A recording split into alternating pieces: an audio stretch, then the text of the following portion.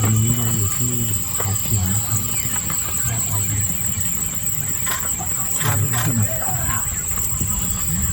ระหว่างทางก็จะมาเจอช้างกลุ่มนี้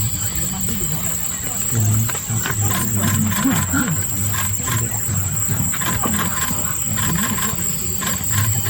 นี่ไงตัวผมก็ไม่บอกมันจะทำเลย